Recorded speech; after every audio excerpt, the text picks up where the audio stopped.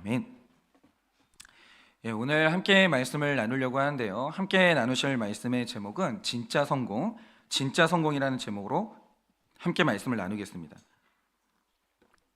제가 이렇게 보니까요, 근본적인 질문에 대해서 인생은 언제나 무한 반복해야 되고 시기 때마다 다시 한번 질문하고 답을 얻는 과정을 거쳐야 되는데, 예를 들면 이런 거죠. 목사는 뭘까요? 목사가 된 지 꽤 오랜 시간이 됐지만 이 질문을 계속 잊어버릴 때가 있어요. 목사는 뭘까요? 우리가 지금 이렇게 교회로 성탄절 이브날 이렇게 모였는데, 여러분, 교회는 뭔가요? 이런 질문에 대해서 끊임없이 질문을 하고 답을 얻어야 내 자신을 지켜지는데, 여러분, 우리는요, 여러분과 저 그리고 옆에 앉아있는 분들이 사실은 다 다른 게 많습니다. 직분도 다르고 직업도 다르고 고향도 다르고 여러 가지 다르죠. 근데 여기 모여있는 우리가 단 한 명도 빼놓지 않고 똑같이 가지고 있는 공통점이 하나 있어요. 그게 뭐냐면 여러분과 저는 모두가 다 그리스도인이에요. 그러면 오늘 우리가 질문해야 될 건 이겁니다. 그리스도인은 뭔가요? 뭐가 그리스도인일까요? 그런데 제가 여러 가지 정의를 내릴 수 있겠지만 하나 확실한 것은 뭐냐면, 그리스도인은 모르는 사람은 그리스도인이 아니에요. 알아야 되는 게 뭐냐? 내가 어디로 가야 되는지 방향을 모르는 사람은 그리스도인 아닙니다. 그건 아니에요. 방황하는 사람은 그리스도인이 될 수가 없어요. 그리고 내 인생의 마지막 결론이 뭔지를 모르는 사람은 그리스도인이 아니에요. 우리는 가는 목적지도 알고 내 결론이 뭔지도 미리 알고 가는 사람이에요. 그게 그리스도인이에요. 여러분, 저는 이 교회는 계속 남겠지만 제가 이 교회에서 사라지는 그날까지 제가 외칠 것이고 저기 벽에다가 붙여놨지만 우리 인생의 목적은 다른 거 절대 없습니다. 구원이고 거룩이에요. 이외에 우리 인생의 목적은 없어요. 그러니까 다른 게 무가치하다는 뜻이 아니에요. 다 같이 있죠. 그러나 하나님이 우리 한 사람 한 사람을 지어놓고 이 땅에 보내실 때 오직 딱 하나의 목적만 정하셨는데, 우린 구원받기 위해 사는 사람이고 거룩하기 위해 사는 사람이에요. 그러니까 이게 확신하면 그 인생이 얼마나 고단하고 힘들었든지 간에 마지막에 절대 후회 안 합니다. 결단코 후회 안 합니다. 그럴 수 없어요. 그러나 인생의 목적이, 하나님이 정해놓으신 인생의 목적이 여기서 벗어나면 살면서 아무리 많은 성취를 하고 부유한 인생을 살고 사람에게 인정을 받았다 할지라도 마지막 날에 100% 후회합니다. 무조건 후회할 수밖에 없어요. 목적은 그런 것이죠. 여러분, 진짜 성공이라는 것은 마침내는 구원을 이루는 것이고, 이게 확실하면 사는 날 동안에 구원 때문에 열심히 투자한 뭔가가 있어도 버릴 수 있는 것이고, 구원 때문에 하찮은 것이다 할지라도 목숨 걸고 지킬 수 있는 거예요. 여러분, 오늘 우리가 계속 지금 여호수아서를 보면서 읽었던 이스라엘 백성들은요, 이거 확실했습니다. 그들은 자기가 어디 가는 줄 알았어요. 뭐 때문에 출애굽했는지도 알았고요, 40년을 뱅글뱅글 돌면서도 결국 나는 어디로 가야 성공하는 건지 그것도 알았어요. 왔습니다. 잘했어요. 그리고 심지어는 와가지고 가나안 땅에 들어와서 여리고성도 무너뜨렸어요. 잘했어요. 그런데 여기에서 오늘 문제가 생겨요. 잘했는데, 잘 걸어왔는데, 너무 잘했는데 문제가 생깁니다. 여러분이 오늘 말씀을 보시면 이스라엘 백성들이 여리고성을 무너뜨리면서 성공을 향해 잘 가고 있었어요? 여기 중요합니다. 여리고성 무너뜨린 게 성공 아니에요. 성공에 거의 다 온 거지 성공한 거 아닙니다. 안 끝났어요. 근데 인생이 넘어질 때가 언제냐면, 저도 이런 거예요. 개척교회 목사님 중에 넘어지는 분 없어요. 내가 이제 출발해가지고 나 아직 한참 목회 많이 남았다, 이런 분들 중에 긴장 풀고 사는 목사님 아무도 없어요. 근데 이상하게 목사님들 중에 넘어지는 분들이 어떤 분인지 아십니까? 잘 왔어요. 잘했어요. 거의 다 와서 무너지는 거예요. 안 끝났는데, 거의 왔는데 끝난 줄 알고 샴페인 터뜨리고 무너지는 거예요. 여러분, 제가 독서를 해봐도 독서하기 제일 힘든 때가 언제인지 아십니까?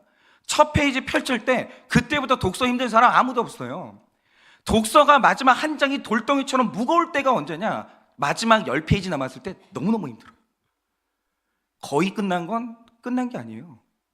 거의 완성된 건 완성된 게 아니에요. 이스라엘 백성들이 오늘 여리고성이 무너졌습니다. 성공 아니에요. 거의 성공한 거예요. 아직 성공한 게 아니에요. 그러나 이들이 성공을 향해 잘 가고 있었는데 오늘 갑자기 주춤하면서 이 결정적인 거의 마지막의 순간에 패배합니다. 완전히 패배합니다. 여러분, 지금 거의 다 왔으면 마지막까지 잘 갈 줄 알죠? 절대 아닙니다. 거의 다 온 건 다 간 거 아니에요. 그때 넘어지는 사람이 제일 많습니다. 그러면 오늘 이스라엘 백성들이 결정적으로 여기에서 패배하고 무너진 이유가 뭐겠습니까? 여리고성은 무너뜨렸어요. 근데 나는 못 지켰어요. 여리고성은 무너졌는데 여기까지 와서도 자기가 안 무너지는 거예요. 오늘 하나님께서 여리고성이 무너지는 게 네 성공이 아니야. 진짜 성공이 있어. 아직 안 끝났어. 라고 말씀하시는데, 그러면 진짜 성공이 뭡니까? 오늘 우리가 진짜 성공이 뭔지 이것을 묵상하고 오늘 우리가 진짜 성공을 위해서 달려가기를 원해요. 그러면 오늘 이들이 오늘 말도 안 되는 실패를 했습니다. 거의 다 왔는데, 다 했는데 말도 안 되는 실패를 했어요. 그러면 이 실패는 왜 일어났나? 첫째로 실패의 원인은 죄입니다. 여러분, 지난주에 우리가 묵상한 것처럼 이스라엘 앞에서 절대 무너질 것 같지 않았던 여리고성이 완전히 무너져 내렸어요. 여기까지는 좋았어요. 그래서 그 성의 모든 전리품을 민족의 품으로 이제 취하는 기쁨을 맛보게 됐다라는 거죠. 그런데 여러분, 여리고성도 무너뜨렸어요. 전리품도 맛봤어요. 그런데 이거 한 다음에 갑자기 이스라엘 백성들 앞에 아이성이 나타났는데, 이거는 뭐 상대도 안 되는 거예요. 눈으로 볼 때. 여리고성에 비하면 규모도 작고 손대면 툭 하고 무너질 것 같은데, 아니, 내가 여리고성을 무너뜨렸는데 이건 또 뭔가 이 가짜나 보이는 거예요. 이 아이성이. 내가 얼마나 자신감이 넘쳤는지. 그래서 하는 말이 뭐냐, 여호수아 선생님, 우리가 지금 여리고성 무너뜨리는데, 이거 무너뜨리는데 우리가 뭐하러 다 가냐고. 한 3,000명쯤만 가가지고 우리 거기 가서 무너뜨리고 오겠다고. 정말 그 정도의 규모였어요. 갑니다. 이전에 더 큰 일을 했던 사람이 아무것도 아닌 일을 하기 위해서 가는데 놀랍게 완패합니다. 완벽하게 패배하고, 심지어 그 대단한 여리고성과 전쟁을 할 때는 한 명도 안 죽었는데, 여기에서는 5절에 기록된 것처럼 36명이 맞아 죽습니다. 맞아 죽는데 어떻게 맞아 죽냐 하면, 이 성경의 기록에 이제 정황으로 보면 도망가는데 뒤통수를 맞아가지고 죽는 거예요. 비굴하게 도망가다가. 그러자 조금 전까지만 해도 자신감에 가득 차서 지구도 정복할 것 같았던 사람들이 아이성에게 넘어지니까 마음이 물처럼 녹아내리기 시작해요. 근데 이스라엘 백성들한테 이게 이해가 안 되는 거예요. 내가 이전에 여리고성도 무너뜨렸는데 이거 아무것도 아니거든요. 내가 왜 여기서 넘어지지? 이해가 안 되는 거예요. 이게 이상한 실패인데, 그러면 이 실패를 한 이유가 뭡니까? 두 가지 이유가 있는데, 일단 이들이 전리품의 마음을 완전히 뺏겨버린 거예요. 1절입니다. 이스라엘 자손들이 온전히 바친 물건으로 말미암아 범죄하였으니 이는 유다 지파 세라의 증손 삽디의 손자 갈미의 아들 아간이 온전히 바친 물건을 가졌습니다. 여호와께서 이스라엘 자손들에게 진노하시니라 라고 합니다. 여러분, 오늘 말씀에는 패배한 아이성 전투가 기록됐는데, 이 말씀의 내용의 가장 첫 번째는 아이성 전투 기록이 아니에요. 1절이 제일 먼저 나오는데, 1절 내용이 뭡니까? 아간이 전리품의 마음을 뺏겼고 그래서 이 물건을 훔쳤다, 이 내용이 납니다. 이게 뭘 의미하겠습니까? 아이성 전투에서 어이없는 패배가 일어났는데 이게 중요한 게 아니라, 이 패배가 일어난 원인이 바로 이거라는 거예요. 1절에 이 사건이 일어나고 여기에서 모든 게 다 시작이 된 거예요. 그러면 이 사건의 본질이라는 게 뭔가? 여러분, 보세요. 우리가 여호수아서에 처음으로 돌아가 볼게요. 우리가 이제 답을 내야 되는데, 이스라엘 백성들이 가나안 땅에 왔잖아요. 왜 왔어요? 여러분, 우리는요, 이 질문을 수시로 해야 되고, 이 질문에 대한 답을 잃어버리면 그게 탈선이에요. 이스라엘 백성들이 가나안 땅에 왔는데 왜 왔습니까? 저는 이게 너무 중요한 질문 같은데, 저 목사잖아요. 저 목사 왜 됐을까요?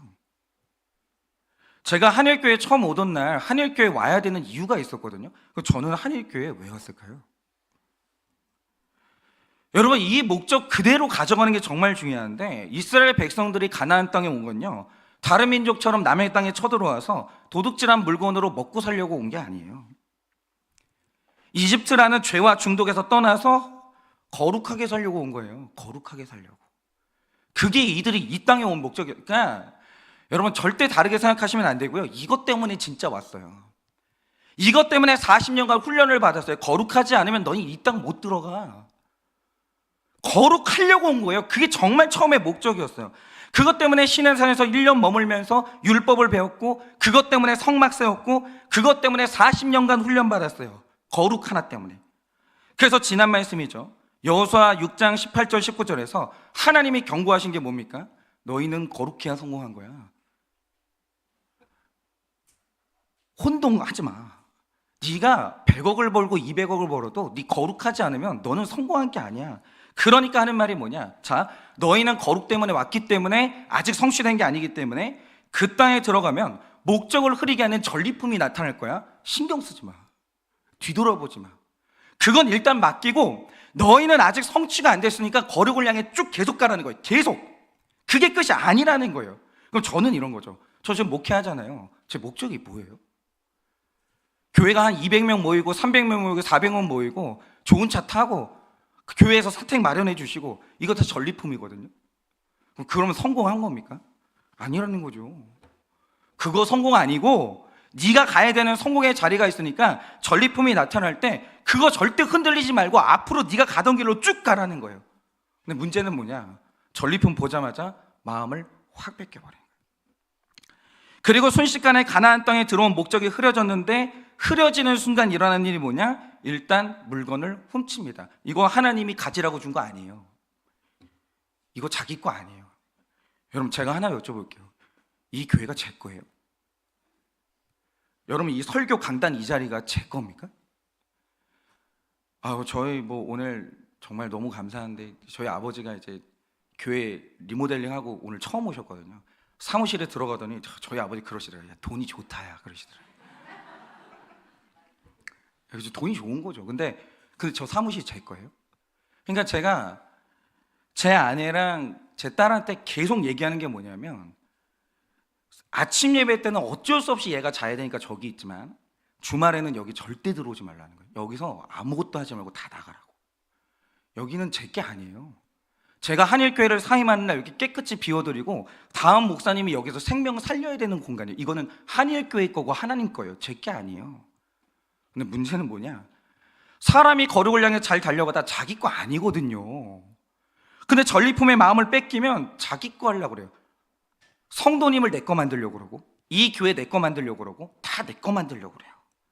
그러면서 이걸 숨기기 위해서 사람이 거짓말하기 시작하는데, 목사는 그때부터 거짓말이 되기 시작하는 거죠. 제가 그럴 마음이 없고요. 저는 원래 그런 의도가 아니고요. 전 그런 사람이 아니에요. 아니긴 뭐가 아니에요. 그렇게 되는 거죠. 여러분, 오늘 우리가 너무 사랑하고 존경하는 집사님 부부의 간증을 들었는데, 저는 이 간증을 무려 3년 기다렸습니다. 그리고 결국 두 분이 분수령적인 회개를 이루셨는데, 오늘 제가 이 말씀을 전하면서 오늘 하나님이 기가 막히게 이 사연하고 연결을 시켜주셔서 우리 집사님 부부의 얘기를 좀 해야 될 것 같아요. 두 분은 어릴 때 경제적으로 두 분 다 어려운 가정에서 자라나셨어요. 두 분 다 사실은 흙수저를 물고 태어나셨죠.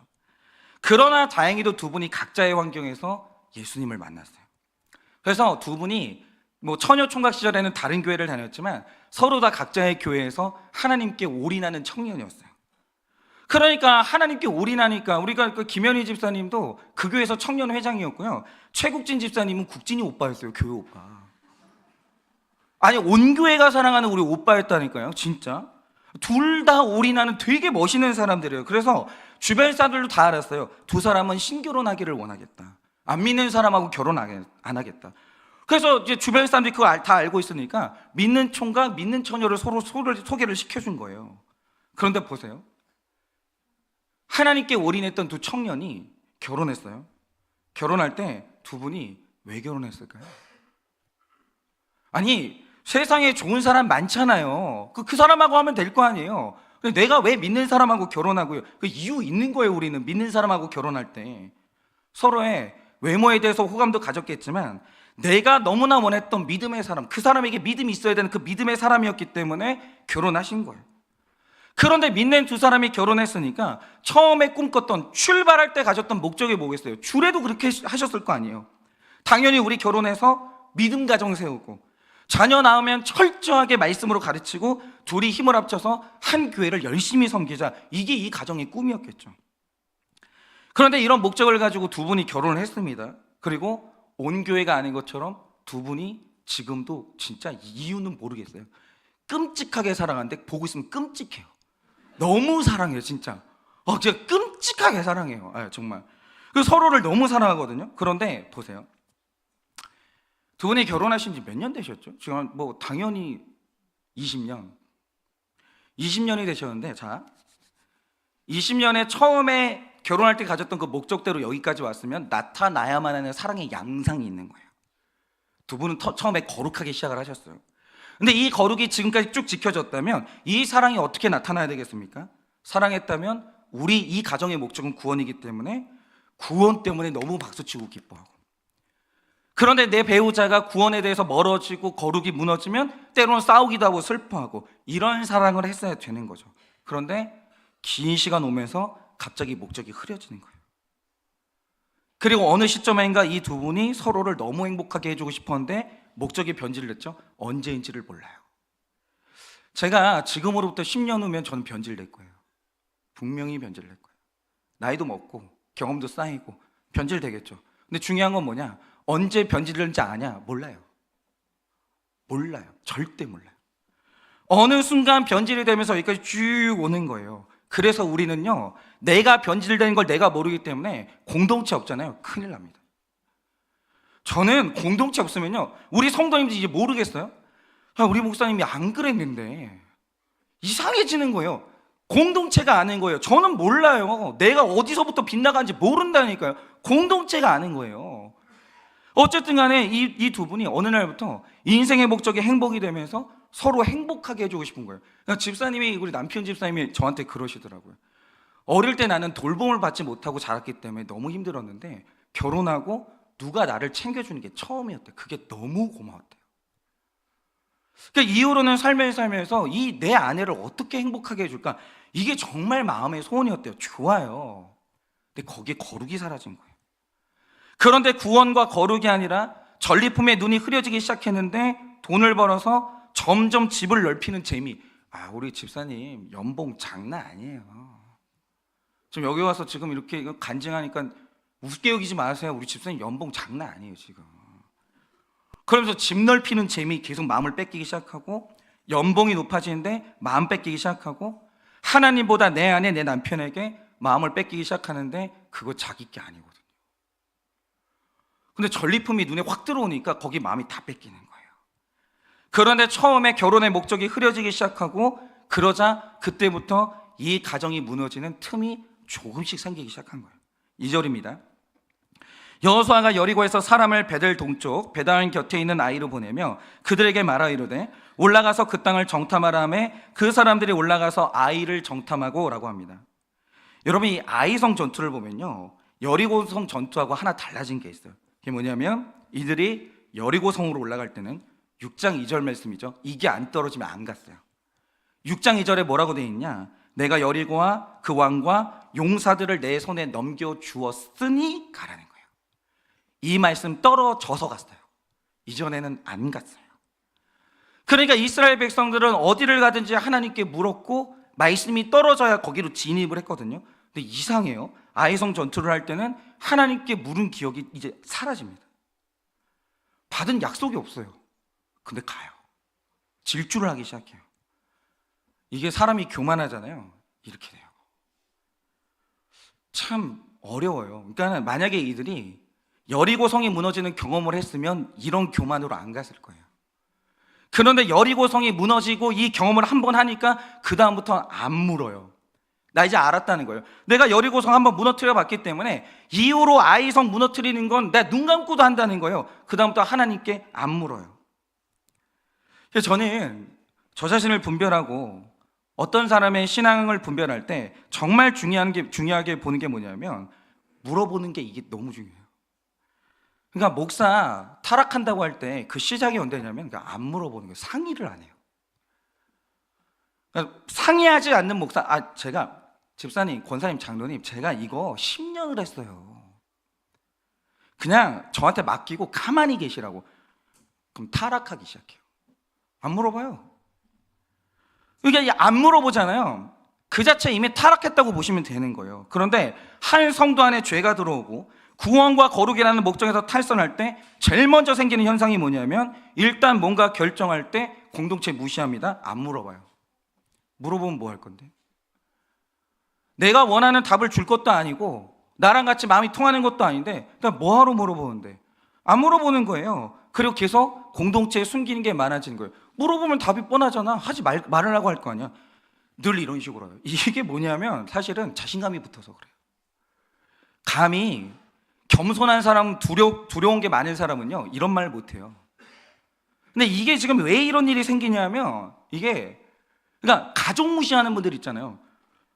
여보, 내가 말하면 알아 당신이? 애들 교육에 있어서 아내분들이 그러죠. 여보, 내가 애 교육에 대해서 물어보면 알아? 그러니까 감히 이렇게 말한 이유가 뭐냐면 이거 여리고성 한번 무너뜨려 봤거든요. 교만해지니까 서슴없이 겁도 없이 이런 말이 나오는 거예요. 그런데 제가 우리 두 집사님에게 어느 날 봤던 게 이거예요. 제가 처음에 한일교회 왔을 때 두 분은 여전히 신실한 교회 일꾼이었어요. 중심에 있었어요. 그리고 제가 훈련을 한다고 할 때 가장 먼저 훈련을 받으면서 저에게 양육을 받아주신 정말 고마운 분들이에요. 두 분한테 전 너무 고맙죠. 그런데 이상한 게 하나 제게 이상했던 게 뭐냐면 이 두 분이 사소한 건 잘 물어보세요. 순종을 잘하세요. 결정적인 문제가 있을 때는 안 물어보세요. 특히 돈 문제는 안 물어보세요. 어쨌든 결정적인 거 중요한 게 있을 때는 안 물어보세요. 그리고 하나님의 사인을 구하지도 않고 질주를 하시는 거예요. 근데 제가 이 두 분은 결혼하시고 난 다음에 한 번도 내려간 적이 없어요. 두 분은 성실하셨고 유능했기 때문에 늘 계속 올라갔거든요. 어느 날 두 분 안에 하나님이 기뻐하지 않는 교만이 있다는 사실을 알게 됐어요. 그리고 그걸 봤을 때부터 언젠가 이것을 다룰 수 있게 해달라고 오랫동안 기도해왔어요. 3절입니다. 여호수아에게로 돌아와 그에게 이르되 백성을 다 올라가게 하지 말고 2-3천 명만 올라가서 아이를 치게 하소서. 그들은 소수이니 모든 백성을 그리로 보내어 수고롭게 하지 마소서 하므로. 벌써 막 시건방지죠. 말이 벌써 시건방. 뭐 이렇게 힘들게 합니까? 자, 갈게요. 제가 갈 테니까 쉬고 계시라고. 시건방이 있잖아요. 입에서 뚝뚝 떨어지는 거예요. 그러니까 이스라엘 백성들이 묻지도 않고 아이성으로 갈 때 그 중심에 있었던 게 뭡니까? 자, 여리고서로 진격할 때 그 중심에는 신앙이 있었어요. 아이성으로 갈 때는 이거 신앙 1도 없어요. 지금 없어요. 전리품을 봐도 보잘것없는 아이성을 봐도 이들이 지금 가지고 있는 게 뭐냐면 아이성 가면서 나는 내 신앙 잘 지키고 있고 나는 믿음이 흔들리지 않을 자신이 있다는 자기 과신으로 빠져버립니다. 나는 좀 잘하고 있다는 거예요. 나는 나 지킬 수 있다라는 거예요. 그러면서 과신으로 빠지는 거예요. 그런데 이렇게 자기를 너무 믿으면 이제 하나님께 안 물어보고 공동체도 묻지 않아요. 그리고 자기 길을 가게 되는데 여러분 잘 들으세요. 저는 제가 경험해 봤어요. 하나님께 묻지 않는 길은요 하나님이 지지를 안 해요. 이게 통과 의례 같죠. 아무것도 아닌 것 같죠. 근데 하나님은 어떤 답을 얻는가가 아니라 네가 물어보는 겸손이 있냐 이걸 보시는 거예요. 네가 네 인생의 길 하나를 놓고 아이성 하나를 놓고도 하나님이 안 도와주시면 나는 이길 수가 없지, 이 두려움이 네 안에 있냐 이걸 보시는 거예요. 어마어마한 답을 줄 거라고 기대하는 게 아니고. 그런데 이게 안 물어보잖아요. 그러니까 묻는 겸손함이 없다. 그건 하나님이 지지하시는 길이 아니에요. 근데 하나님이 지지하지 않는 길을 가면 거기에 돌 하나 작은 것도 위험해지기 시작해요. 작은 돌 하나도 위험해지기 시작해요. 여러분 우리 집사님도 마찬가지였는데 어느 날 우리 집사님의 가정의 목적이 구원에서 행복이 되니까 그 행복을 위해서 직장 상사에게 인정받는 게 집착을 하게 됐죠. 그게 성공의 길이니까. 하나님께 인정받는 건 이제 중요한 게 아니에요. 그러니까 직장 상사한테 인정받는 게 목적이 된 거죠. 성공의 길은 그런 거예요. 그런데 그러다가 어느 날 술 좋아하는 직장 상사를 만나게 됐어요. 그러니까 우리 집사님이 생전 젊을 때 그래 본 적이 없는데 술 마시는 날이 많아지기 시작했어요. 그 총각 때는 안 그러던 분이 이제 한두 번씩 술을 마시게 됐는데 그때 가졌던 생각이 뭐겠습니까? 내가 좋아서 마시는 게 아니야. 가정을 위해서 마시는 거고 내가 믿음 버린 게 아니야. 나는 술을 절제할 수 있고 나는 술을 이길 수 있는 사람이야. 이렇게 과신하기 시작하는 거예요. 그러니까 저도 그러겠죠. 제가 변질되면 어떤 방향으로 가겠습니까? 여자 성도님하고 둘이 저 방에서 대화를 하는데 어느 날부터 그냥 막 이게 두려운 게 없는 거야. 내가 경력이 몇 년인데 난 나를 지킬 수 있어. 어느 날부터 갑자기 돈에 손대기 시작합니다. 교회 돈에. 저는 지금 옛날 아직도 그런 분 계세요? 교회 돈은 목사가 다 가져가는 걸로 알고 계십니까? 그게 아니고 교회 여러분이 헌금하시면 저는 봉투 하나도 못 만져요. 근데 어느 날부터 목사가 돈 만지기 시작해요. 그리고 하는 말이 뭐냐? 나는 다룰 자신이 있어. 나는 욕심이 이미 검증이 끝난 사람이야. 이러고 가는 거죠. 그래서 저처럼 우리 집사님도 교만이 들어왔고, 그래서 술이라는 아이성으로 나아갔어요. 내가 이렇게 힘든 인생을 살면서 얼마나 절제하고 살았는데 술병 하나를 못 이기겠냐? 그러면서 아이성으로 나갔죠. 근데 문제는 뭐냐? 술 이기는 사람은 없어요. 그리고 하나님께 묻지 않고 하나님과 가지 않는 길은 하나님의 보호가 없어요. 그런 길은 없는 거예요. 그럼 당연히 무너지죠. 그래서 우리 집사님도 갈 때마다 무너졌고, 그래서 점점 결정적인 패배의 날이 다가오고 있었습니다. 여러분, 오늘 아이성의 패배 기록과 우리 집사님의 사연을 우리가 들었는데, 이건 남의 이야기가 아니에요.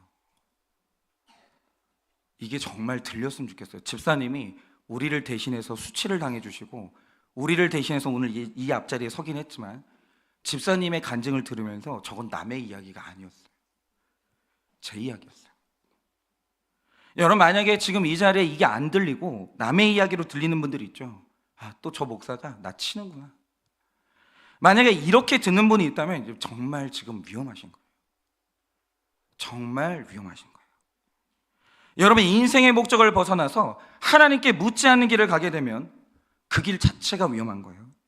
그거는 여리고성을 무너뜨리든 얼마를 벌든 어떤 직급을 갖게 되든 그거는 위험으로 가고 있는 거예요. 근데 그게 나인 걸 아시기 바랍니다. 적용 질문 드립니다. 지금 여러분 인생의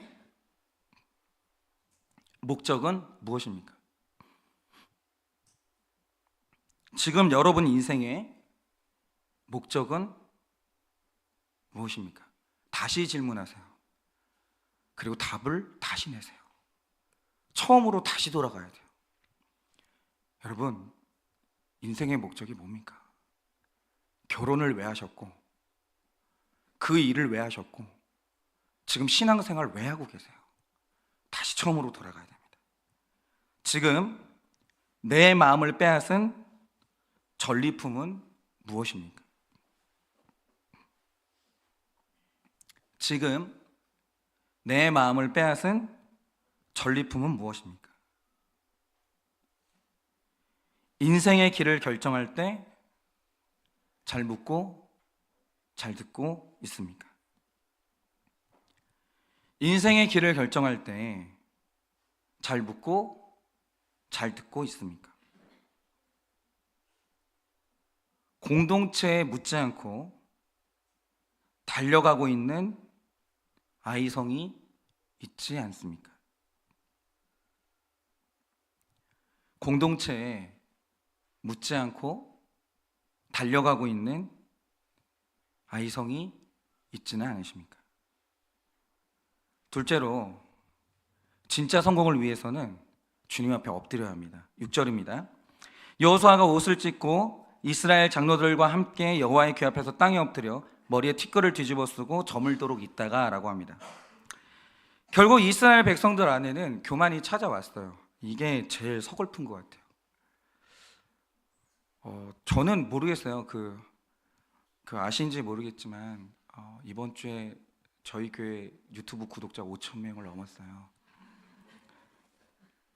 근데 이것도 아직은 그렇게 교만을 주는 것 같지는 않고, 어느 시점인지는 모르겠어요. 그러니까 뭐가 지금 저의 여리고성일 것 같고, 그 여리고성이 무너지는 날 아마 저는 교만할 것 같아요. 근데 아직은 두려운 것도 많고 해서 아직은 아닌 것 같은데, 그 여리고성은 무너지고 저는 교만이 올 것 같아요.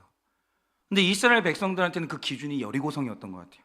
여리고성이 무너지니까 그 즉시 교만이 딱 찾아왔어요. 하나님께 묻지도 않고 응답받지도 않았던 아이성으로 진격하게 됩니다. 그런데 놀랍게도 4절 5절을 보시면 너무나도 작게 보였던, 그냥 진짜 시군죽 먹기처럼 보였던 아이에게 수치스러운 패배를 당하게 돼요. 그런데 저는 하나님이 이래서 좋아요. 전 넘어질 거예요, 분명히. 언제쯤일지는 모르겠어요. 그런데 저도 100% 죄인이기 때문에 교만할 것이고 저는 넘어지겠죠. 근데 하나님이 저를 그런다고 버리실까? 그리고 교만한 여러분들을 버리실까? 아니에요. 정말 이 패배했을 때 여호수아가 잘한 게 있는데 그 즉시 여호수아가 장로들과 함께 하나님께 엎드립니다. 이러면 돼요. 여러분, 이 간증에서 들으신 것처럼 우리 그 남편 집사님은 어느덧 구원과 거룩이라는 인생의 목적을 벗어나서 정말 열심히 달리셨어요. 그 집에서, 제가 처음에 교회 왔을 때 집에서 회사까지 거리가 뭐 어마어마하게 멀었어요. 그래서 출근을 하실 때 4시 반에 일어나서 출근하셨나? 이런 인생을 살았어요. 그 자녀들과 가족을 위해서 정말 열심히 달렸어요. 이런 분이 교회에 와서는 또 하루 종일 사역하시고, 근데 이게 또 나의 의가 되니까 나는 술을 이길 수 있다는 과신을 하면서 술을 허용했죠. 그런데 누구나 그렇지만 결국 집사님도 패배했습니다. 들으신 것처럼 음란에 넘어지셨어요. 여러분, 지금 이 사건은 우리가 딱 그래요. 제가 이렇게 목회를 하면서 제일 중요한 게 뭐냐면 나타나는 양상이 중요한 게 아니라 그 나타나는 죄를 일으키는 근본이 뭐냐 이거예요. 그러니까 이거는 음란이 본질이 아니에요. 이건 교만이 본질이에요. 정확히 이거 타겟을 정해야 돼요. 이거는 나타나는 것은 음란으로 나타났지만 이게 중요한 게 아니에요. 이거는 교만이 원인이에요. 교만하니까 어느덧 내 죄를 우습게 여기게 됐고, 세상에서 성공하니까 거룩이라는 인생의 주제가 우스워지기 시작해요. 말을 안 해요. 회개를 안 해요. 덮고 살아가는 거예요. 그런데 죄를 지을 당시에는 너무 취해 계셨고, 이게 젊은 대리 시절에 일어나는 일이기 때문에, 그리고 이게 회개해야 된다, 누가 감히 이런 말을 하겠어요. 집사님만 입 닫고 있으면 무덤까지 가져갈 수 있는데, 우리 집사님도 오랫동안 잊고 사셨어요. 그런데 구속사의 말씀을 들으시면서 죄에 대한 감각이 깨어났어요. 그래서 사실은 올해 초에 저에게 지난날에 일어났던 이 죄를 오픈하시면서 하나님께 엎드리는 인생 최고의 결정을 하셨어요. 그 지나간 일이거든요. 10몇 년 전의 일인가 그래요. 지나간 일이에요. 나만 입 닫으면 아무도 몰라요. 굳이 그걸 저하고 나누셨어요. 엎드렸죠. 성공하신 거예요. 그런데 제가 우리 집사님, 남편 집사님의 죄 고백을 듣던 날 아내 집사님한테 오픈하지 말라고 말씀드렸어요. 왜냐하면 지금 이 사건은 남편이 악해서 혼자 저지른 죄가 아니라, 만약에 이 남편 집사님은 아내가 행복한 게 인생의 목적이기 때문에 아내가 거룩하지 않아서 슬프다, 이 죄 절대 안 져요. 지킬 수 있었어요. 그런데 두 분 다 인생의 목적을 잃고 서로의 죄를 눈 감고 지지해주면서 함께 지은 죄이기 때문에 당연히 남편 집사님도 아내한테 사과해야 되지만 아내 집사님이 남편에게 무릎 꿇고 이거 사과해야 돼요. 남편의 거룩을 돕지 못한 죄를 회개해야 돼요. 사과해야 돼요. 여보, 정말 미안하다고. 내가 당신을 지켜주지 못했다고. 예를 들면 이런 거죠. 여러분, 고양이한테 생선이 가득한 방에 들어가면서 먹으면 안 돼. 먹으면 난 상처받을 거야. 먹지 마. 그런데 들여보내는 거예요. 그건 누구 잘못이에요? 근데 제가 아내 집사님의 영적 수준이 올해 초만하더라도 과연 거기에 미치나? 이분이 이 고백을 들었을 때 이분이 회개할 수 있나? 이게 확신이 안 되는 거예요. 그래서 오픈을 못했어요. 만약에 슬프지만 우리 집사님이 장례식이 있는 날까지 이 수준에 못 올라가면 저는 우리 둘이 그냥 오픈 안 하고 그냥 가려고 그랬어요. 그러나 결국 이 가정은 사명이 있고 하나님이 이 가정에 성령을 부어줬기 때문에 이 가정에 진짜 성공하는 사건이 찾아온 거죠. 10절에서 12절 말씀입니다. 여호와께서 여호수아에게 이르시되 일어나라, 어찌하여 이렇게 엎드렸느냐?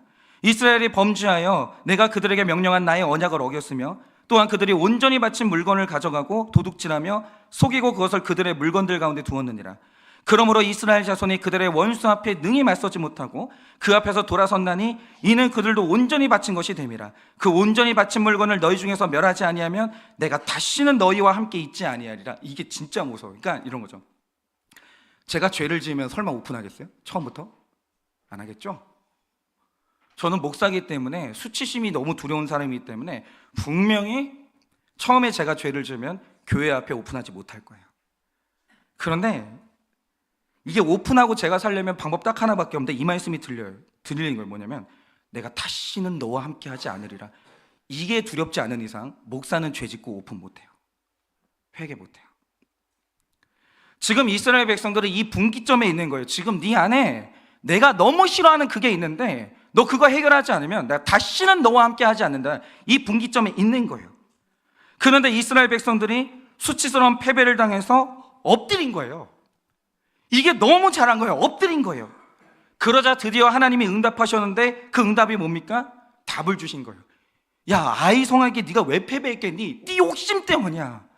네 안에 이 욕심이 있는 거야. 그걸 봐야 돼. 말씀하신 거예요. 여러분, 우리 인생에서 패배하는 사건이 없을 때는 절대 누구 원망하시면 안 됩니다. 원망하시면 안 돼요. 나를 스스로 넘어지게 한 그 욕심을 봐야 되는 거예요. 그 죄를 봐야 되는 거예요. 지금 내가 오늘 고통당하고 있고 분노가 일어나고 내 안에 지금 아무것도 아닌 것 때문에 넘어지는 이 아이성의 패배가 일어났다. 그 안에 지금 하나님이 너무 싫어하는 게 지금 하나 있는 거예요. 그런데 엎드려야 돼요. 변명하지 말고 하나님하고 부딪히지 말고 엎드려야 돼요. 그러면 반드시 성공합니다. 우리 집사님 가정도 마찬가지인데 이게 2주 전에 있었던 일이에요. 어느 날 아내 집사님이 저한테 전화를 하셨어요. 뭐냐면 두 분은 사이가 좋아서 늘 화목하던 부부 사이인데 그렇게 커플 티를 입고 다녀요. 커플 신발을 신고 다녀요. 정말 아니 왜 그렇게 사이가 좋은지 모르겠어요. 그래서 진짜 두 분 사이가 좋거든요. 뭐 어딜 가도. 그러니까 최국진 집사님이 나타난 곳에는 금방 100m 안에 어딘가에 김연희가 있는 거예요. 김연희가 여기 있다. 금방 어딘가에는 최국진이 있는 거예요. 아니 왜 그렇게 붙어 다니시는지 모르겠어요. 어쨌든 그래요. 정말 사이가 좋아요. 근데 이 집사님이 제가 5년 동안 들었던 말 중에 처음 듣는 말씀을 하셨는데 어느 날부터 이 남편을 보고 있는 게 답답하다. 숨이 안 쉬어진다. 그리고 같이 좋은 곳을 가도 즐겁지가 않다는 거예요. 근데 이유를 모르겠다는 거예요. 그래서 자꾸 내 남편을 보면 잘못한 게 없는데 자꾸 화가 나오는데 목사님 내가 그 이유를 모르겠다는 거예요. 너무 고통스럽다는 거예요. 근데 그 말을 듣는 순간 제가 그걸 알겠는 거예요. 그리고 너무 감사한 거예요. 이게 뭐냐면 아간이 그랬던 것처럼 남편분의 마음 깊은 곳에 숨겨놓은 이 죄가 있는데 이게 해결되지 않는 한 이제 이 가정은 행복할 수가 없는 수준으로 올라간 거예요. 이게 저는 너무 기뻤어요. 이게 제가 양육한 게 아니거든요. 하나님이 하신 일이거든요. 근데 집사님이 안 행복하대요. 아무 일이 없는데 남편도 잘 지내고 있고 우리가 지금 부족한 게 없어요. 현재 진짜 그래요. 근데 안 행복한데 이유를 모르겠다는 거예요. 근데 이 불행, 이 아름다운 불행의 이유가 뭐냐면 수준이 올라온 거예요. 내 남편, 사랑하는 내 남편의 마음에 숨겨진 죄가 있는 이상 우리는 하나가 될 수 없는 영적 수준으로 올라온 거예요. 그래서 제가 이거는 지체하면 안 되거든요. 때가 됐음을 알고 두 분을 사무실로 모셨어요. 그리고 남편 집사님께 그동안 숨겨놨던 죄를 오픈하게 했어요. 집사님은 제 앞에서 숨기지 않았어요. 다 오픈했어요.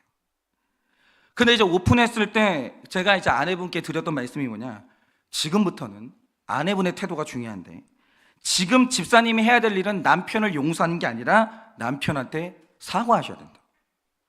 내 남편이 죄로 달려갈 때 그곳으로 내 남편을 몰아냈던 집사님의 욕심과 그 세상 야망, 그걸 회개하고 사과하셔야 된다고 그렇게 말씀을 드렸어요. 그런데 이 말씀을 듣고 아내분이 너무 화를 내시고 목사님 이건 진짜 아니지 않냐라고 하면서 사무실을 뛰쳐나간 게 아니에요. 남편의 죄를 듣고 난 다음에 지금 집이 교회에서 얼마나 멀어요. 평일날 오려면 2시간, 1시간 반이 걸려요. 거기를 2주간 매일 아침에 아침 예배를 현장으로 오셨어요. 그리고 2주간 내가 봐야 될 죄가 뭔지를 엎드려서 하나님께 2주 동안 물으셨어요. 다 회개하기 위해서. 제가 이 모습을 보면서 내 안에는 이 거룩이 있나. 그러니까 목사들이 진짜 착각하면 안 되는 게 자기가 목사 안수 받았다고 이 교회에서 제일 거룩하다고 착각하면 큰 오산이에요. 회개하는 사람이 거룩한 거지 목사가 거룩한 게 아니에요. 내가 이 두 분처럼 진지하게 회개하고 있나, 이 두 분처럼 정말 진지하게 하나님 앞에 거룩하고자 하는 이 절박함이 있나, 정말 많이 배웠어요. 정말 존경했고.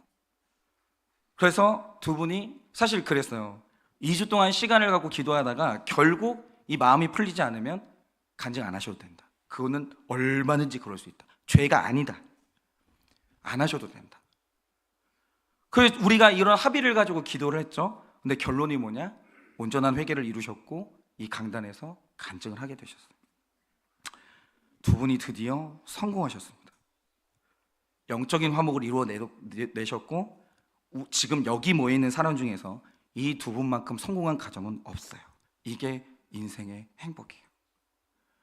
두 분은 설령 오늘 하나님께 부름받는다 할지라도 100% 천국 가요. 제가 그렇다고 선언하는 게 아니에요. 이 회개가 이걸 보여주는 거죠. 이게 어찌 성공이 아니겠습니까? 여러분, 저도 그렇고 우리 모두가 구원과 거룩을 이루는 이게 성공이에요. 이걸 해야 돼요. 우리는 이것 때문에 구원받았고 이것 때문에 오늘 하나님이 우리를 교회로 부르셨고 오늘 이것 때문에 하나님이 이 말씀을 듣게 하시는 거예요. 저도 다시 여기로 돌아가야 돼요. 나는 목사 안수를 왜 받았을까? 나는 한일교회를 왜 왔을까? 나는 이 설교를 왜 하는가? 다시 나의 구원과 나의 거룩으로 전 돌아가야 돼요. 그런데 여기에 벗어나서 제가 전리품에 취해 있으면 당장은 좋은지 몰라도 바로 그게 인생의 기쁜 고통을 몰고 오는 거예요. 그래서 이 두 분도 기도하셨지만 저도 열심히 기도한 게 뭐냐면 내가 혹시 이 두 분을 이 강단에 세우고 저 이렇게 목회 잘해요. 저는요, 저희 교회는요 이렇게 사람들이 회개 잘하는 교회예요. 저는 이렇게 유능한 목사예요. 내가 지금 이 전리품을 전시하고 있지 않는지 제가 그것 때문에 2주 동안 계속 기도했어요. 이 두 분이 회개를 한다 해도 내가 준비되지면 않으면 이 회개는 하면 안 되는 거예요. 그런데 하나님이 저도 회개시키시고 두 분도 회개시키시고 그러면서 결국에는 우리 모두가 이 회개 자리에 서게 된 거죠. 여러분, 예수님이 내일 오십니다. 우리 집사님 가정에는 오셨어요. 축하드려요. 회개했기 때문에 직전까지 내가 다시는 너와 함께하지 않으리라 라는 위기에서 내가 영원히 너와 함께하리라는 이 언약으로 두 분은 넘어가신 거예요. 예수님이 이 가정에 오셨고 정말 축하드려야 돼요. 저도 그러고 싶고 그게 제 인생에 일어나기를 원해요. 여러분, 예수님이 이 땅에 오셨습니다. 근데 그날 마국간에서 그랬던 것처럼 어느 집 문을 두드렸을 때는 못 들어갔어요. 어느 집 문을 두드렸을 때는 들어가셨어요. 그게 여러분의 마음이 되기를 원하고 우리 다 영적인 성공, 구원과 거룩과 겸손을 이루는 이 성공을 하셔서 여러분 오늘 예수님을 맞이하고 만나는 여러분 되시기를, 정말로 성공하고 내가 영원히 너와 함께하리라는 이 언약을 드러내는 여러분 되시기를 예수님의 이름으로 축원합니다. 이 시간 찬양팀 나오시고 우리 적용 질문 드립니다. 마지막 적용 질문. 가족 간의 영적인 화목을 이루고 있습니까? 가족 간의 영적인 화목을 이루고 있습니까? 내가 사로잡혀 있는 욕심은 무엇입니까? 내가 사로잡혀 있는 욕심은 무엇입니까? 회개가 진정한 화목이고 성공임을 믿으십니까? 회개가 진정한 화목이고 성공임을 믿으십니까? 이 시간에 우리 다 같이 찬양하려고 하는데요,